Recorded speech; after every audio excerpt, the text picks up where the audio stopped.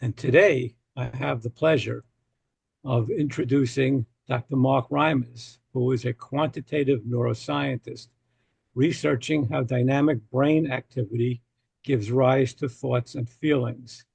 Dr. Reimers has worked at the U.S. National Institutes of Health, the Karolinska Institute in Stockholm, and the Virginia Institute for Psychiatric and Behavioral Genetics, and also at Michigan State University. His broader aim is to ground our understanding of feeling and thought in brain dynamics and biology. Dr. Reimers was the leader of the Richmond, Virginia Humanists for 5 years and the leader of the UU Forum in Lansing, Michigan for 6 years.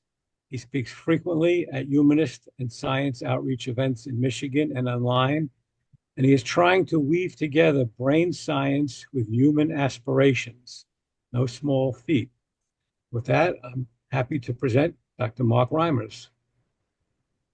Thank you, Fred, and thank you for all coming. And uh, I gather it's not been quite such a snowy day, but I'm glad you could all make it. Um, so this talk will be a little bit different in structure than many. So I like to give people a chance to ask some brief questions from time to time. So what I'll do is I'll pause about a third of the way through and about two-thirds of the way through, and then ask if there are any short questions, and we might take one or two short ones. And Fred or Dawn, one of you will be moderating, I think. I'll help you with the moderation of the Okay, Q&A. great. So why do these kinds of group delusions matter? And I think I don't need to answer that question right now. I think you've all been dealing with delusions in this country, and you've all been, I think, forcibly reminded of that in the last few months. So what I'll do is talk about personal delusions first. There'll be a short Q&A. Then I'll talk about dogmatic thinking, another short Q&A, and then I'd like to try to bring them together to talk about the main focus of this talk, which is group delusions, and on a slightly optimistic note, what kinds of things might we do, or what kinds of things work? So let's start with talking about personal delusions. So let's define it first. So what do we mean by delusion?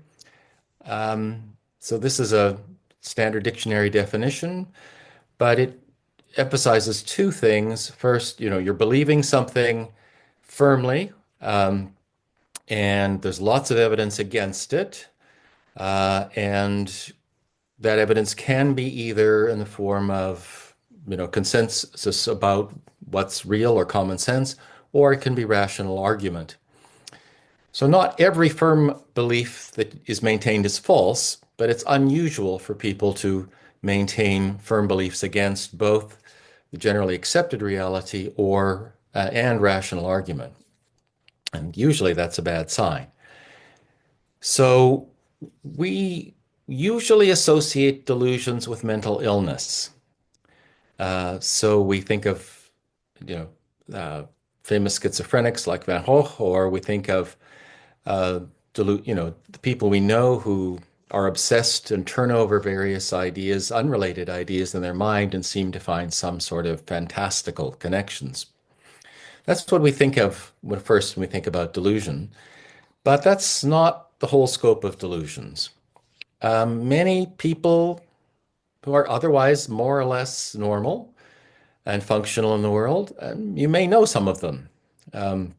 Maybe your crazy uncle who believes that the CIA is listening into his brainwaves. And, otherwise he's a decent fellow and has held down a job for 40 years, but he's got this crazy belief. And you may know several different kinds of crazy beliefs held by different people. But I'd like to say that even more than that, we're all inclined to delusion at some times.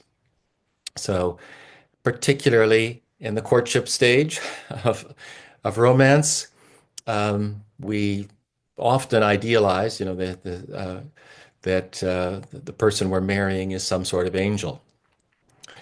But there are many other kinds of delusions that sustain, that are important for most of us for day to day. And I'll talk about one I think almost all of us suffer from. Most of us think we're really good at what we do. If you take a survey, let's say in my profession of university professors, 90% of them think that they are above average. Okay, well, you do the math. So, nearly half of them have a very inflated opinion of themselves. And a concomitant of that is that most of us think that we're better than most other people. We're more moral. So, but of course, none of these things is statistically possible to be true. So, but they help us get through life. They help us weather the adversities, the things that don't go right for us, and give us more confidence about trying something again. Of course, it's particularly problematic, and we read about this every day in the newspapers, that we often sustain delusions in a romantic relationship, often for years. And we simply believe something about another person that's not really true, and that often we have terrible coming down to earth when we find evidence to contradict our belief. Interestingly enough, the few studies that have been done of people who are madly in love find patterns of brain activity that are strikingly similar to the patterns of brain activity you see in addicts. If you show a heroin addict the heroin paraphernalia while they're in an MRI scanner, you get almost the same pattern as when you bring a picture of somebody you're madly in love with to a lover in the MRI scanner. But there are more delusions that are even more subtle than that. So we all, love to tell stories to our friends.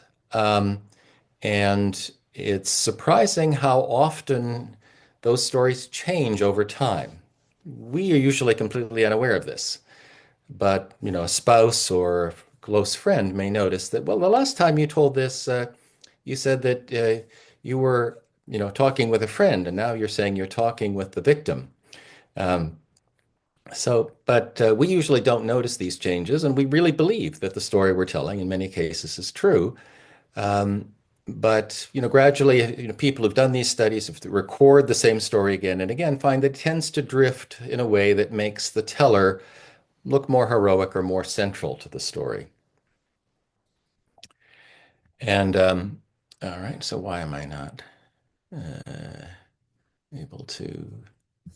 Hold on just a second. I'm trying to advance this, but not getting anywhere. Okay, there we are. And then, of course, we can, we're very familiar now with delusions that are advanced as part of a political campaign.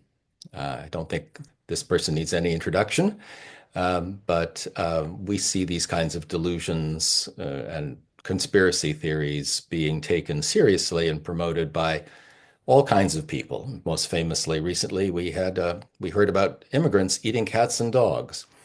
Nobody's ever brought the the dog or cat carcass or evidence, but many people still believe that, and you wonder what is accomplished by that kind of delusion. Well, they certainly have advanced their political careers by saying something that resonates with the people that they're trying to reach. It may not be true. The people that they are hearing it may know that it's not strictly true, but it seems to be encapsulate the sentiment that they feel deeply.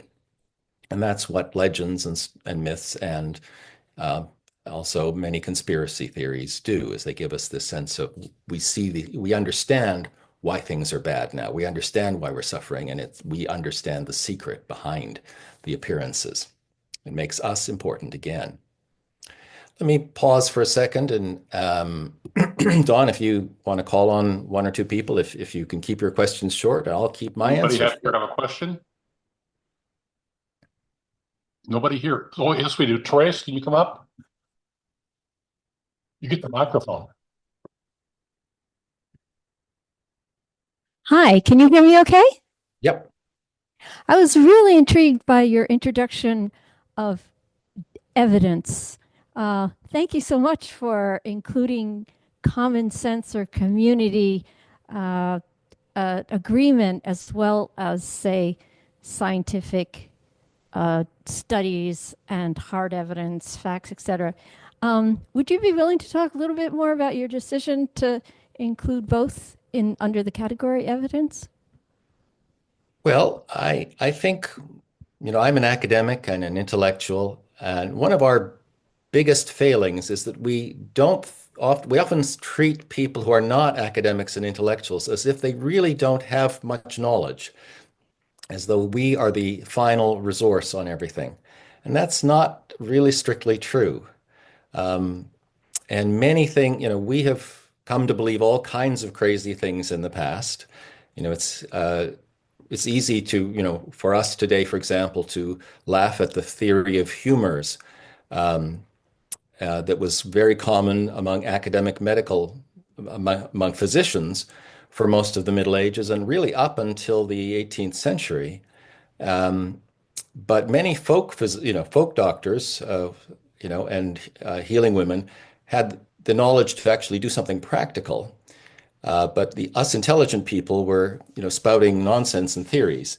So I, I do want to emphasize that often people have, knowledge that is not necessarily strictly academic. Okay. Tracy A has raised her hand online. Tracy, could you unmute yourself and ask your question? Yes, thank you. Um, it sounded like you described delusion as a symptom of psychosis, except when the person experiencing the delusion is a functional and intelligent person. Is that is that what you Well, I meant? think that there's a continuum that the Diagnostic and Statistical Manual for Psychiatry has a disorder called delusional disorder, which is not the same as psychosis, but it's like your uncle who has the belief that the UFOs are coming to visit him every night. But otherwise is a generous person and gets along with people and maybe functions at a job. So I think there's a continuum of delusions. I'm trying to emphasize that this is not something that happens to just a few weirdos. This is something that happens to all of us. Oh, we have another question in the room here. Bob? Yeah, as a retired physician, a couple of things came to mind. One was the category of drugs. I think this would be the same kind of idea as they're called GRAS drugs that are available without prescription. And that's the GRAS stands for generally regarded as safe.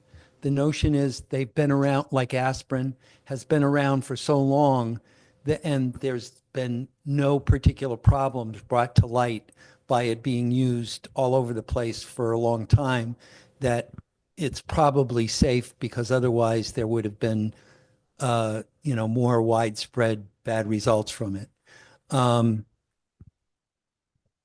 The other thing is that I think it would be a form of delusion, and maybe you could comment on that, is that's healthy, is that I saw a study years ago where people with cancer, that denial of cancer can actually be protective and helpful, that at least in this one study, the people who were in denial about their disease actually lived a little bit longer than the people who were, um, who were aware of their disease um, and there was an increased rate of depression also in the people who Can you get to your were question?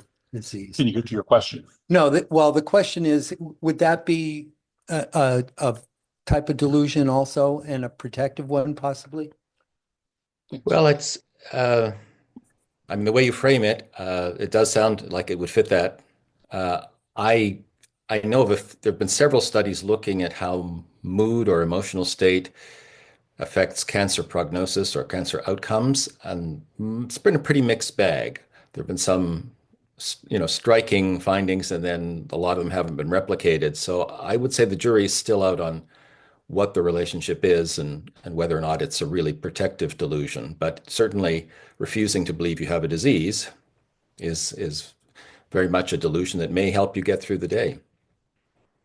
Let's go back to the second part of the talk then. And let's start here. Okay. So I'd like to talk now not about the content of what you believe, if it's false or true, but about how you believe it. So I'm going to talk about dogmatism, and that's not necessarily not related to the kinds of things you believe, but it refers to how inflexible or rigid you are about your belief. So if you may be correct that the Earth goes around the sun. I believe that. But if you're absolutely intolerant of anybody, raising questions about the circular orbit or something else, you might be that would be an almost dogmatic belief in the Earth going around the sun, which of course is true.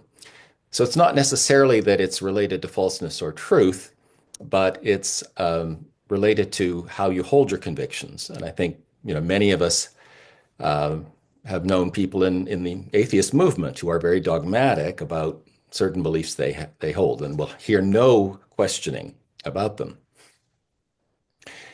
So what's that related to?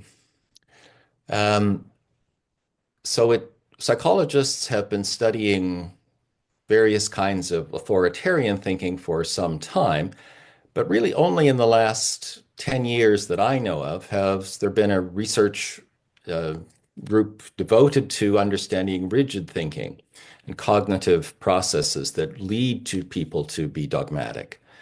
And there have been several findings so far. People who jump to conclusions quickly, who are impatient about amassing evidence, will typically become more dogmatic about the conclusions they find. It's also true for people who can't keep track of this. If you're going to take a nuanced perspective on any controversial issue, you have to keep in mind, different people's interests, different, physical reality, political reality. That's a lot to keep track of. So often people with poor working memory can only keep track of a small number of all the many factors involved in making a judgment. And then they'll again grab a conclusion that's based only on a small part of all of the available evidence. So one of the interesting things that's come out is that it's not really related to your race or gender or anything or sexual orientation. It seems that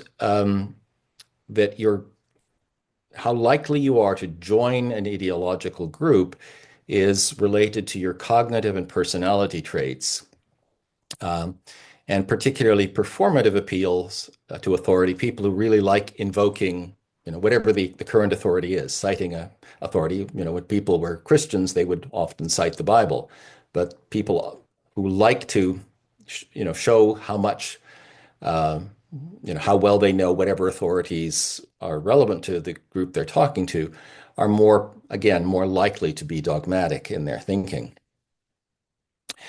How do you tell when you're dealing with dogmatic thinking?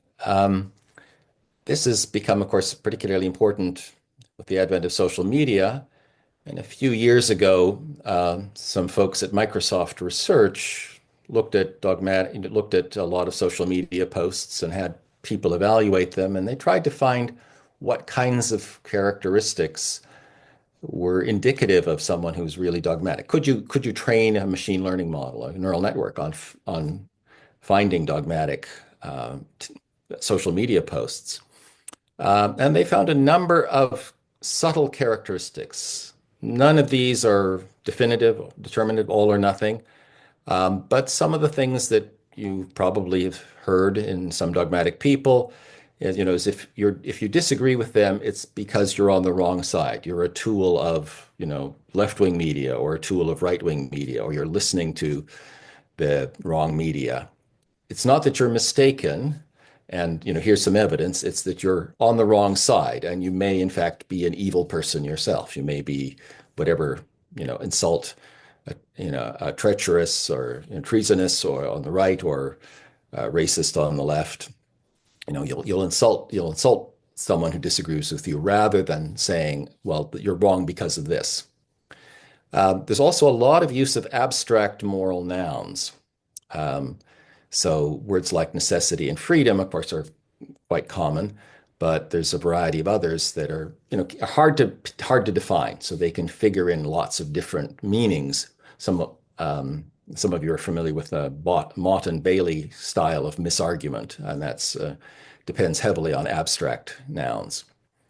There's a number of other characteristics. If you're interested, I'd recommend this paper, and that'll be on the reading list that I give to Fred. One thing that I often get asked about is, well, surely we're talking about the people on the right, the right wing, because we believe in science. And at least in terms of so this has been tested recently, at least in terms of thinking style. So this is not a direct measure of dogmatism, but just in terms of cognitive flexibility, it seems that people on the, who I'd identify as progressive are almost as dogmatic, or at least have as much rigid thinking characteristics as people who are on the extreme right. And that's a disturbing graph. I have to say I don't really like that. But, and of course, there's a fair bit of nuance that's hidden by just this simple measure, because of course, the people on, that get classed on the extremes are a really heterogeneous group of people. We're not one-dimensional in our political opinions. It often seems that way, but we really are not. So there are various people represented in those extreme positions with very different cognitive styles. What is going on when we are sort of wedded dogmatically to a point of view? And I think that this has been studied recently by some neuroscientists, including Sam Harris, who did a PhD in neuroscience.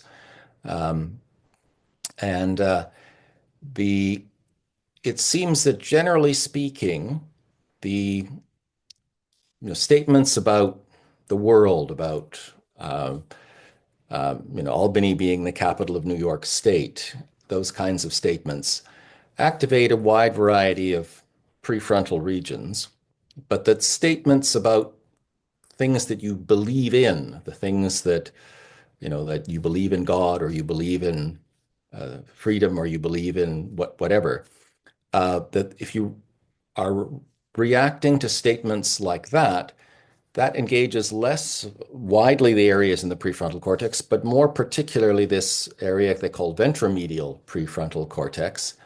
And that turns out to be an area that's highly involved in social relations, especially intimate social relations with obligations. If you're thinking about a family member, and you may be worried about your mother's health, or you may be concerned about your child's state of mind, that's engaging a lot of this ventromedial prefrontal cortex, if you feel an obligation to them. But the same kind of areas are activated when people are challenged in their political beliefs. Another Sam Harris study, and finding much the same areas as with religious beliefs.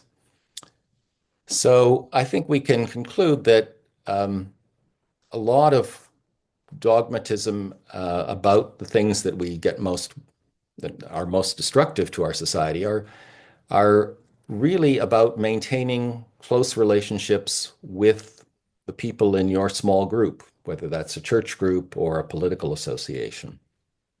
let me pause there for a bit and take any other questions. Any second round. We had one of the question that came up from Hanny in the comments just before you started this section. So she was prescient. Why doesn't the majority of the world population know that religion was invented by man? I think it would be very inconvenient for many people to know that. I mean, I think for many people, religion is a source, that makes them more important in life. It's I think I'm sure you've talked about this before that the function of many delusions is to help us deal with the sort of meaninglessness of our everyday lives, that we don't really have a big impact on the world. We're not really loved by the universe. But maybe, some people get plenty of love and feel quite satisfied, but a lot of us don't. And so when, we're looking for, we'd like to imagine that the universe does love us in some way. I think Tracy's online, raised her hand. Tracy, you unmute yourself and ask your question? Yes, thank you. I think you had about 4 bullet points under the subject of subtle vocabulary characteristics. Can you tell me what that last one was? Oh, sure. So where is it now? Here we are. So there were, I'll just, people generally don't talk about I think or I saw. They talk more generally, or it seems they talk more about this is the way it is. There was a shooting at the, such and such center last night, instead of I think I saw or I heard about. And there's a lot of talk about you and they, sort of these abstract, indeterminate references, meaning not just you personally, but if you guys want to believe that, that's your problem. But this sort of abstract you and or abstract they, often in a kind of paranoid sense that they are doing this, they're behind this.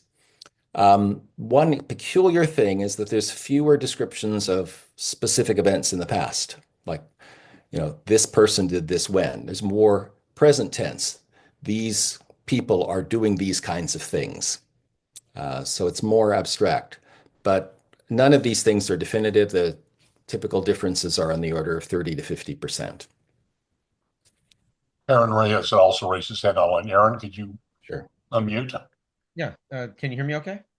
Yes. Oh, great. Thank you. Thanks for the forum, and thank you, Professor, for a great discussion.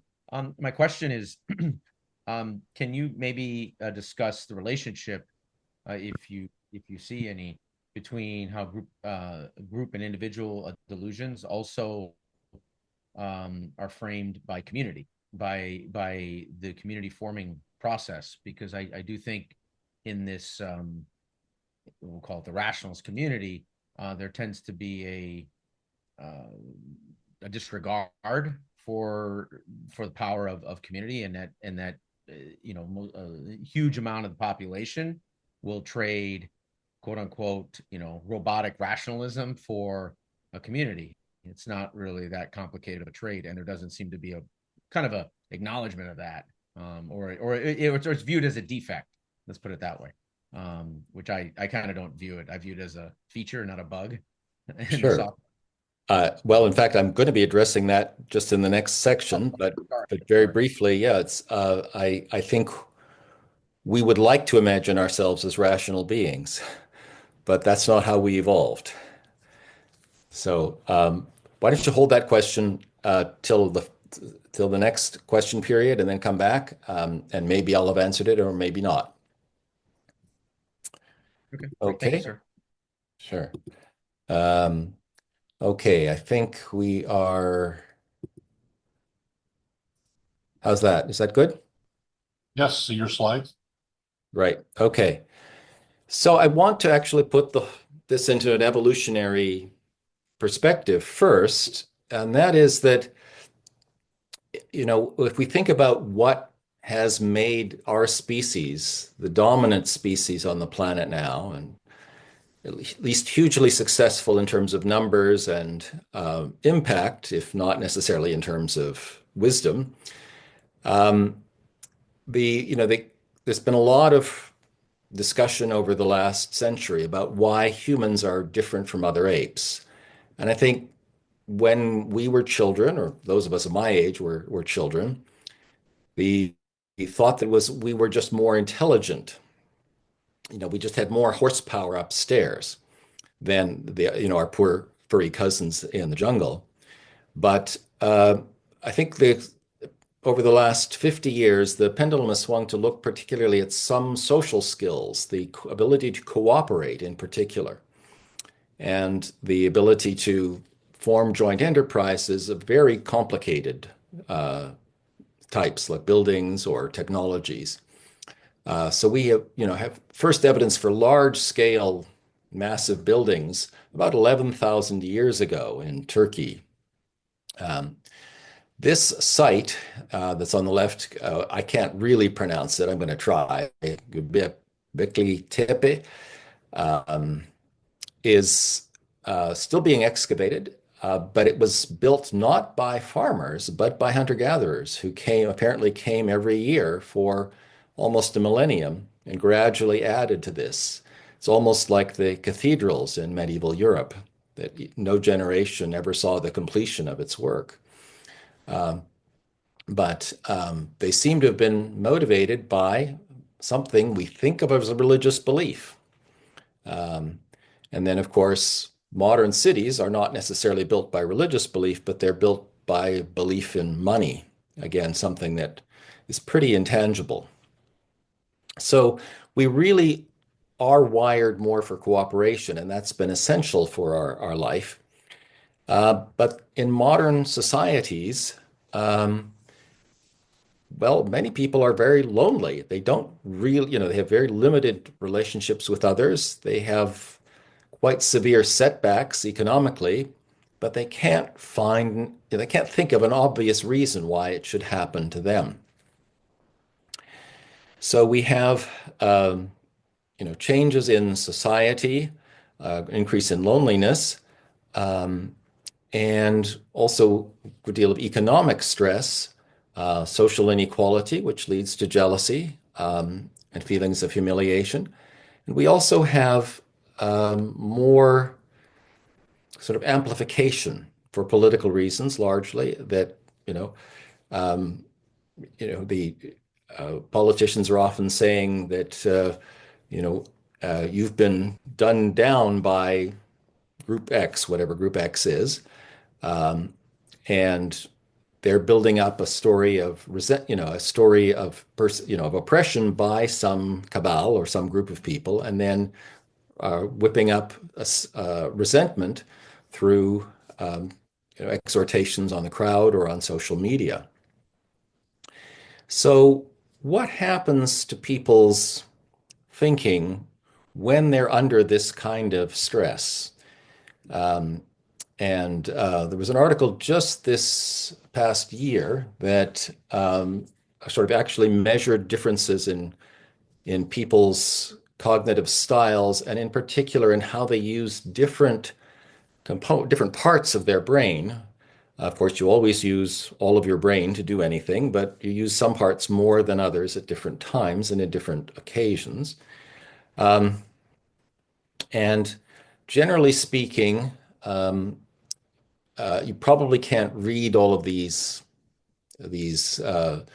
cryptic four-letter acronyms in the picture, but generally speaking, the areas of the cortex that are used most heavily when you're sort of making a nuanced judgment are not the areas that are used very heavily when you are under threat.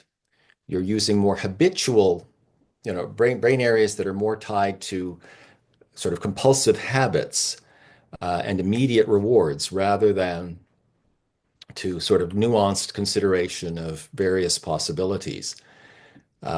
And of course, the things that you're most exposed to are not necessarily the long-term consequences of your actions, at least for many beliefs, but rather how other people around you are reacting to your questions or your statements about this particular belief. So you're tending to downregulate, the prefrontal areas that are typically used for nuanced judgment, and you're tending to upregulate the areas that are used for sort of immediate reaction to social reinforcement. And that tends to lead to, of course, groupthink and to conformity. The other thing that I think has changed very much over the last 20 years is that we've had a very sharp fall off on working class prosperity, a breakdown in trust in institutions, and at the same time, we've had social media enabling various kinds of various kinds of conspiracy theories to spread. And that it turns out that the most extreme statements are the most effective clickbait. It's been reproduced now many times that the most extreme statements get the most clicks. It's hardly a surprise, but it really changes the dynamics of group politics and how you perform and acquire status in your social group. This is a cartoon from Pearls Before Swine this past week, and I'll read it for you. So Rad is saying, in the old days, it was so easy to form an angry mob because most of us lived in small towns and villages, so we all knew everyone. And if some guy did something wrong or something you just didn't like, you could easily gather all those people and publicly humiliate him, or even worse. But then, sadly, most of us moved on to the large cities where we were lost in a sea of people. How can you rile up complete strangers that you don't even know? But now we have social media. The mob is back. It's a gift from God. And Goat says, well, maybe not from God. I think we all know how that works. And of course, there's much, that's quite aside from any kind of nefarious or planned disinformation campaigns, which of course are plentiful. But while we can easily recognize the harms caused by these group delusions in other people, it's worth keeping in mind what's positive for the people who participate. Why do people stay? And I think that it's partly because most of these delusions bring a sense of community. You're already isolating yourself from the broader world, but you find each other.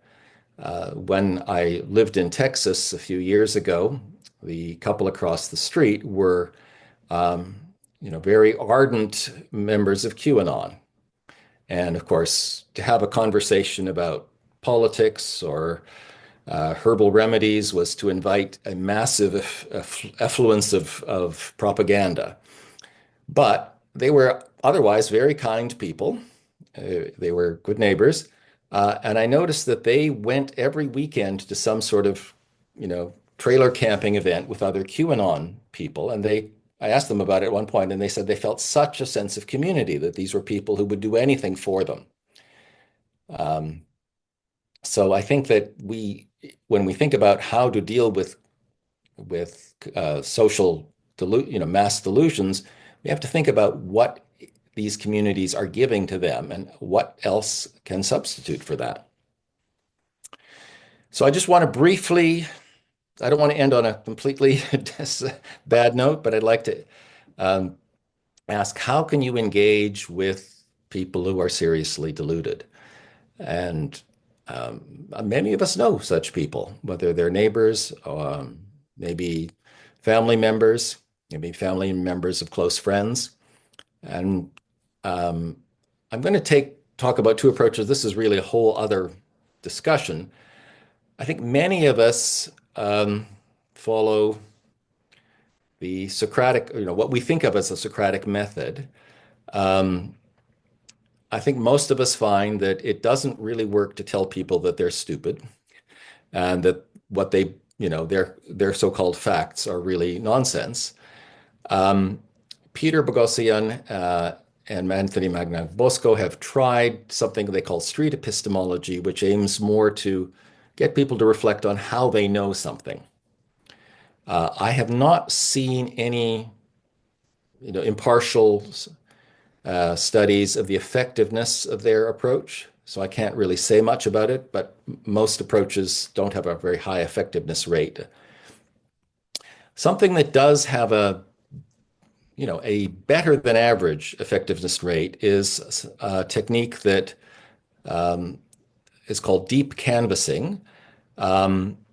It takes some time, but they have their formula is they're canvassing, so they don't even announce who they want you to vote for. They ask people about their lives, and then if there's something in there that's, they say, well, I'm doing fine. I wish my wife was doing better. They say, well, is your wife sick? Or so actually follow up gently on things that they express concern about, or do you feel it's hard to have enough money to pay for when your spouse is sick. But you follow up on the concerns, especially if you share them. I mean, if they're worried about Haitian immigrants eating their cats and dogs, and it's not a concern you share, well, maybe you don't follow that up. But you find something that they're concerned about that you also are sympathetic to, and then you lead them into a sort of pragmatic discussion of possible approaches. And you have not mentioned your candidate or your party by this point. You've just talked about qualitative approaches. If one of those possible approaches actually is something your candidate supports, then that's the time to bring in your candidate. And this is described by, again, I can't pronounce his name properly, George Goyle, I think, of People's Action. And it's described in The Atlantic about 4 and a bit years ago. They claim that it's effective in changing people's minds in about 5% of the visits. And you say 5%, that's not very much. But the follow-up studies for nearly every other canvassing approach, including many that have been developed by psychologists and political organizers, is that the typical effect size is about 0.1%. That is almost nothing that canvassers do changes anybody's mind. But this approach seems to have a 50% higher, 50-fold higher effectiveness than most of the others. Okay. That being said, it's going to take some effort. It's not something that's either easy to do or can be done quickly. And so that may limit our enthusiasm. I'd like to leave you with some readings, and I'll send a link to Fred with a webpage of a number of online readings as well as these books.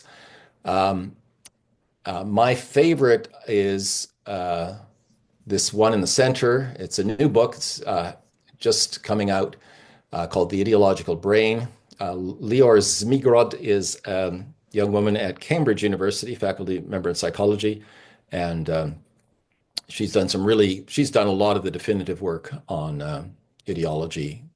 And then I think some of these others speak for themselves. So I will stop there, and we will have questions and answers. Thank you much. Very interesting. When you talked about the number of ways people that are able to have their minds or opinions adjusted or changed based on conversations, it just such low numbers for most methods. It just makes me realize that we're all wed to our own beliefs just by what we hear. Yeah, we are not really reasonable creatures, or it's unnatural for us to be reasonable. We like to think we are somehow innately reasonable, but it's actually the necessary practice. It's the restrictions. I have to answer you in a civilized way rather than, and you can reply to me and give me evidence. Mm-hmm. That kind of thing builds the habits that reason is built on, but it's not something that's natural to our brains. Understand. And I like your comment about you can't walk up to people and tell them they're stupid and expect them to listen to you. Yeah. Fred, you had a comment or question? Yes, comment. Thank you, Mark. I've read your last point about changing people's minds. I've read similar things in many different sources, one of which I recall is a book called How to Talk to a Science Denier. It basically pointed out that people in various, I'll say, belief systems, to be generous, like, flat earthers or anti-vaxxers, that it becomes their identity. And when you disagree with them, you're attacking their identity. And therefore they react, hostilely. But all these sources that I've read point out what you said about getting into a conversation, drawing them out, finding out what's on their mind, what's making them tick, and finding a common ground with which to discuss something rationally. And I tried that once, and it seemed to work to a point, uh, but I couldn't get the fellow to budge completely politically. But comments he made earlier was about President Obama. I asked him, to tell me more about it. As we talked, he began to say, "Oh, I guess I was wrong. I guess I made a mistake." I didn't get him to switch parties, but it did open the door. That's actually the kind of example that Peter Boghossian gives as well. That, as you ask people, what's their evidence? What makes you think that? How did you come to that belief? And then people repeat it in their minds and they hear themselves and they say, maybe that's not such a great idea, or maybe not so convincing. But of course, you have to have a lot of patience for that to do Yes, engaged in that kind of exercise. And I think yes, you're right about, beliefs becoming part of an identity. In many ways, political or ideological beliefs have become, the modern day version of I'm Catholic or I'm Lutheran or I'm Jewish. So yeah. you Okay, recognize. thank you. Any other, I have quite a couple questions in the room, it looks like. Sue, you want to step up and get the microphone?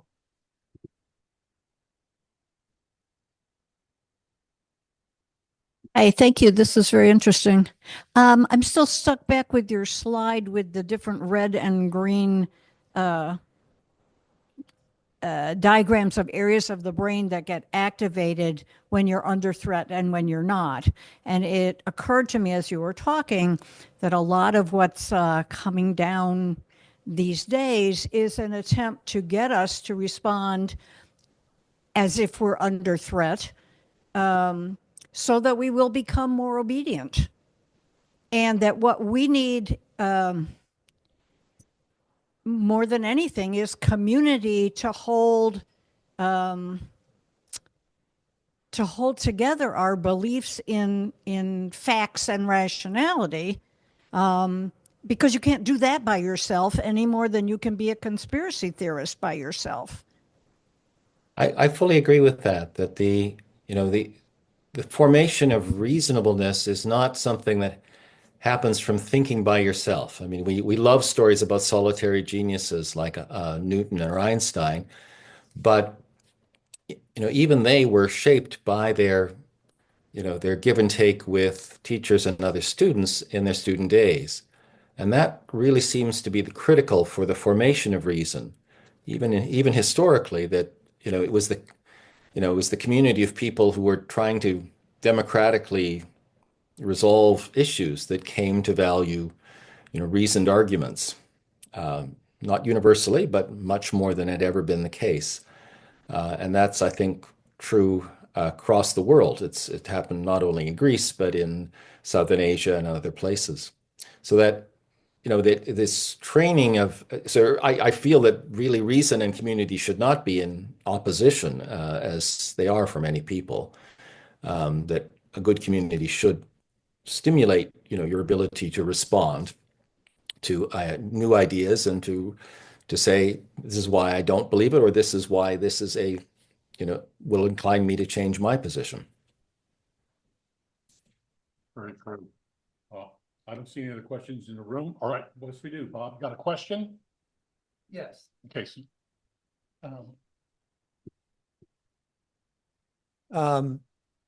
Robert Sapolsky had a suggestion, I don't know, it was quite a while ago, that it was related to his idea that, or the idea that humans evolved to have a mechanism in the brain that unconsciously identified us versus them. So you could your brain notices immediately characteristics of the person that you're engaged with, whether they're one of us or one of them. And that the best way to approach where you perceive that there's probably a difference, like a political difference, is to try to establish common ground first. Is there any evidence that that actually does work for being able to talk more rationally about things rather than just getting into arguments? Oh, and one of the things to mention as a side thing that I thought was interesting, there was a study done about TED Talks that people rated TED Talks as being significantly better when the person who was giving the talk had their hands behind their or weren't in view on the screen they I'm sorry, it was the reverse. If people didn't have their hands in obvious view, and there was some notion expressed about like having your hands visible being an unconscious cue that you're not holding a weapon or you're not having antagonistic gestures like behind your back. And are there evidence for either one of those things, like body language or establishing common ground? Thank you. Yeah. Well, what you said about hands being hidden is I think, common lore among people who are speech coaches and others. I have not actually seen any empirical data, so I'll say it sounds plausible, but I don't know. As for the first, the group I cited, People's Action, who developed this deep canvassing approach, have some evidence. They had some third party do a study of the effectiveness, and that seemed to make a substantial difference. I think I've seen a couple of, at least one other study showing that that kind of approach does have significantly better outcomes than the most intuitive and common approaches. But yeah, I think, as Fred said, you're not going to get persuasion 100% of the time. Thank you. Andrew posted something in the chat about the Zoom session tomorrow, and do you want to comment about that, Andrew? Yes, first, I just want to thank the speaker and everyone gathered in Albany. I'm actually in the Philadelphia area, but inspired to maybe seek a humanist society closer to me. I tried to include a Zoom link in the chat to something about deprogramming and misinformation. And this might not be maybe a productive comment, but I do feel like sometimes the burden is too heavy on the reasonable partner in a conversation.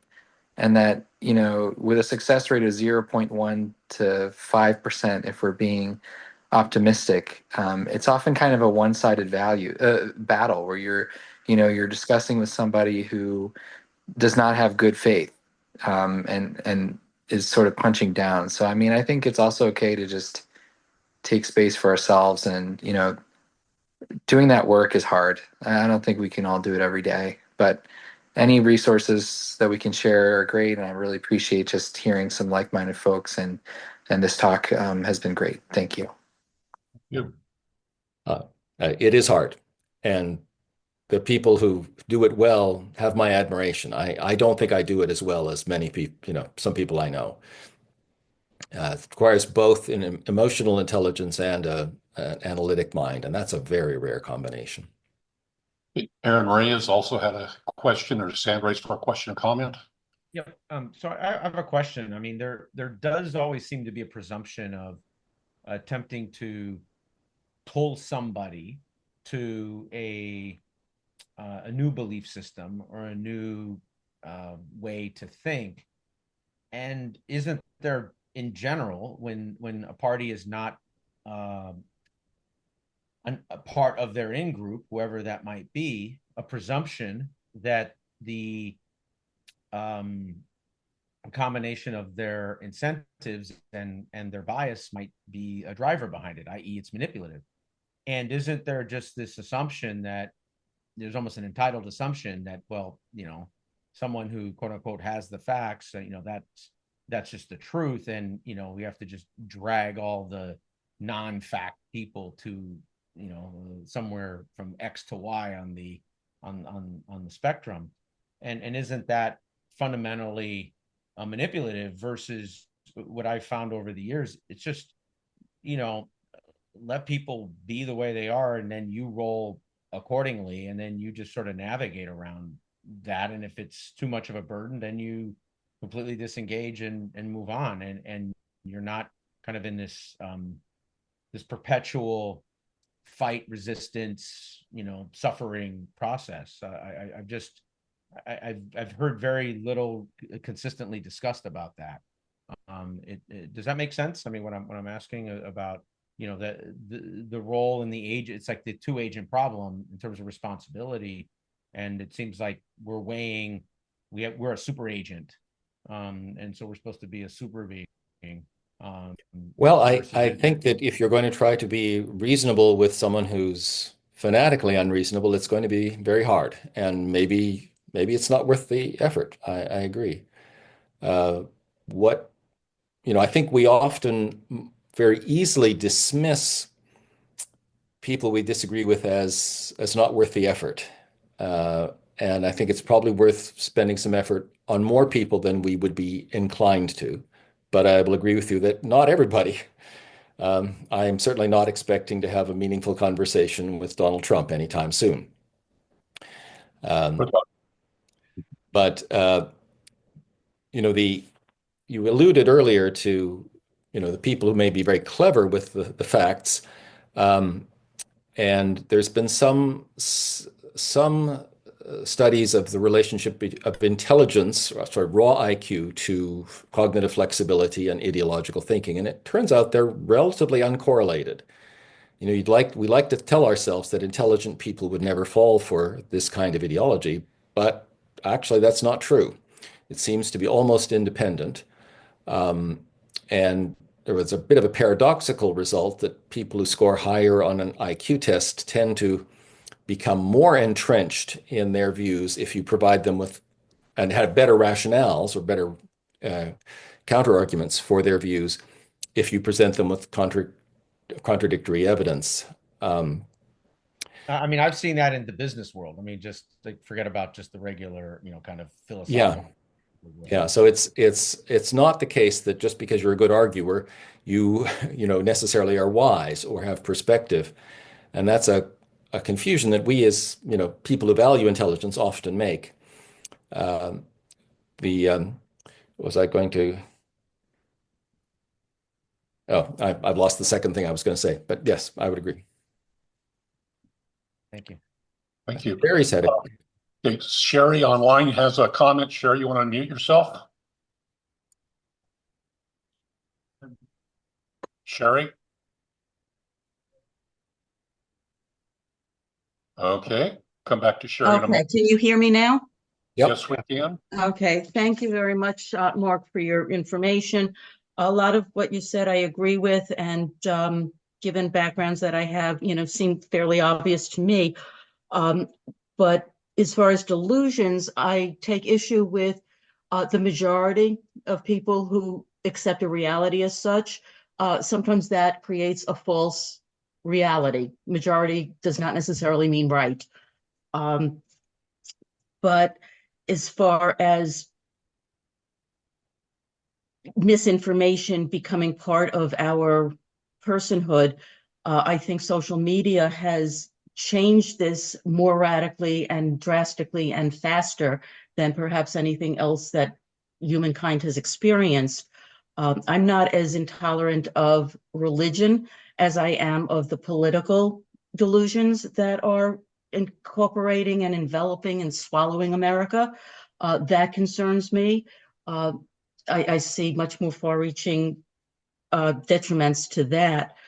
I'm wondering if you could address that. But I also did want to say that I think what has happened, because I know some very conservative Republicans who support Trump, unfortunately, who have, in a sense, created their own tribe or cult or group where it is supported, and like people tend to congregate with like people.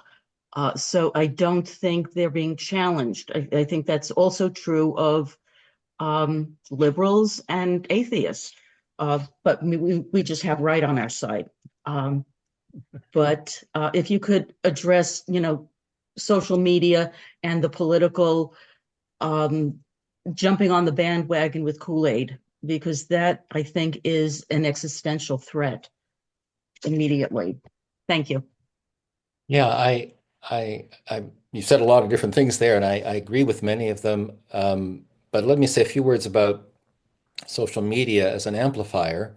We, did not evolve in the world of social media. We evolved, for millions of years in small bands where we might have seen 20 people every day and maybe 100 people every year.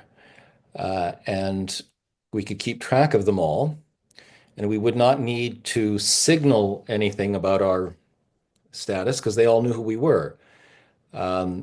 And we couldn't get away with very much because everyone, there was no privacy. We could, we're sleeping in huts around the fire, grass huts, so we're pretty well visible.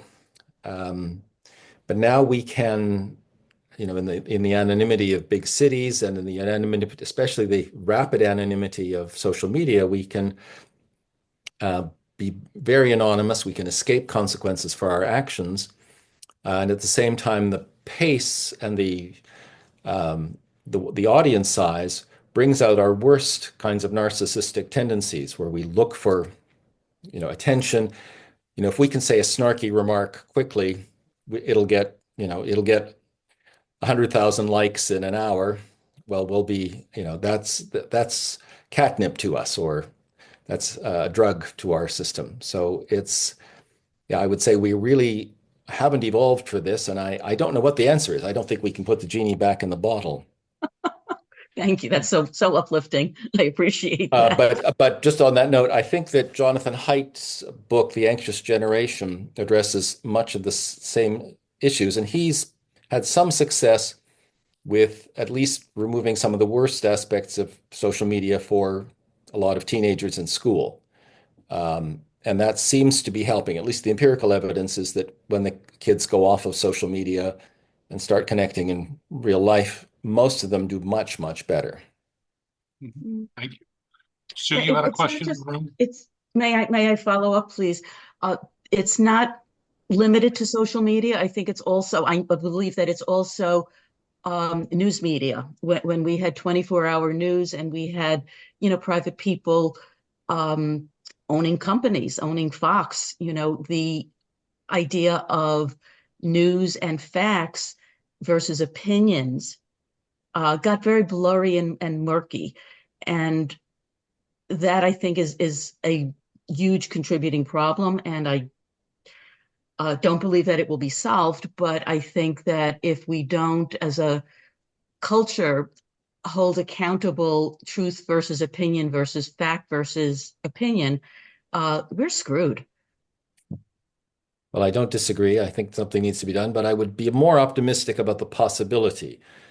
Franklin Roosevelt saw something similar happening in Europe in the 1930s and insisted on a law that for a long time prevented large-scale private ownership of American radio stations. Was repealed, but it could be put back. And of course, we'd need something more. Maybe President Trump will do that. Okay. Stu, that's something here. Thank you. Yeah, I'm trying to distinguish what it takes to have this kind of conversation on an individual level and on a societal level. I mean, just as an example, on an individual level, I have a friend who's very, very big on acupuncture. So anytime I tell her that there's something wrong with me, she says, well, have you tried acupuncture? And I'm pretty aware of what the evidence says about where it works and where it doesn't. And I try to tell her this, and then she just tells me I'm being close-minded. Yes. And we've had that discussion has gone on for years. with no, we don't get anywhere. But that's a fairly low stakes kind of thing. I'm much more concerned about, we've got these mass delusions which are being fostered, I think somewhat intentionally. That might be delusional, but I don't think it is. That are going to be much harder to combat. And I wonder if you have some ideas about strategies for dealing with widely held social delusions that have really, in some cases, devastating consequences for real people. For instance, delusions about vaccines, where people die from anti-vax beliefs. How do we apply what you're saying on an individual level to what's going on a social level? Boy, that is the $64 million question on that. I personally, think on a social scale, we have to solve things or address things through the political system on a large, on a social, in terms of social institutions. In my opinion, if we had less inequality in this country, economic inequality, we would be less prone to looking for delusional beliefs to make us feel better about ourselves. I think also if we had much more sort of modeling and training in communication across differences of belief, that we would be much more able to engage in useful conversations. It's not a skill that's taught in school. We're taught how to analyze novels, and we're taught how to, do simple algebra problems, and we're taught a lot of facts, but we're never really given much teaching in sort of management of difficult conversations or conversations where people have strong ideological beliefs. And maybe, school by itself isn't necessarily the place to do that. And some parents and some adult, scout troop leaders and others do that kind of thing, but not very many. And so I think very few people really have the ability to, to get past their initial reaction of this person's wrong, because all the people I know and like believe this. And, the immediate, they're not part of my group because they don't say the kinds of things that our group says. This is going to take, I think, a shift in education toward, I think, more of a focus on ability to communicate around difficult issues. Thanks. Thank you, Mark. We have a couple more questions on the line. It looks like you have time for those, Mark. Yeah, I could take two more short questions. Okay, Aaron, can you raise, you asked Dr. Mark your question? Yes. Can you hear me okay? Yes. Thanks. So I've found that there's this often need to use technology as really the driver of these type of group or individual behaviors. I'm wondering, how much do you see this really more a symptom, and when it comes to the actual behavior itself, that it falls much more into, like from a DSM standpoint, like cluster B personality disorders, and that, it's really far more likely that there's a narcissism component that is independent if you're using social media, because you can use all the social media tools, and if you're a research type person and only use it that way, you're not going to encounter any of the gossip and bullying and all the smearing and all the other terrible stuff. But the people who do that, if you didn't have social media, it isn't like they would stop doing that. They would just find other pathways, other channels, and that fundamentally the challenge becomes that there's a specific set of individuals who are likely more cluster B type, for those of you that are aware of that, and and consequently, that's a completely different pathology. Trying to sort of, reason or argue with them actually is a fuel. It's actually the wrong thing to do. You're actually fueling their superiority complexes and their need to be centered and victimhood and all that other stuff. So Why don't I address that, and then, because I do have to run off in a few minutes, but I think you're right that it's not simply technology, but it's also, if you think about a very narcissistic person, they may have a limited, in a small village, they may have a limited scope for their talents. But someone who's good at presenting themselves on social media can bring in an audience of millions and an income of millions. And so I think that, the technology, of course, the technology for people who are not seeking the highs that attention can give, then it can be, they'll typically use it more responsibly. But a fair number of us are, craving more attention, or may find it's like, taking an opioid. A little bit, makes us want more. And so I think that social media sort of exacerbates or brings out some of the worst and amplifies some of the worst in human nature, as well as some of the best. I mean, I think it was naive to suppose that social media would only tap into our nice sides. And I think Andrew has a question. Yes. Andrew?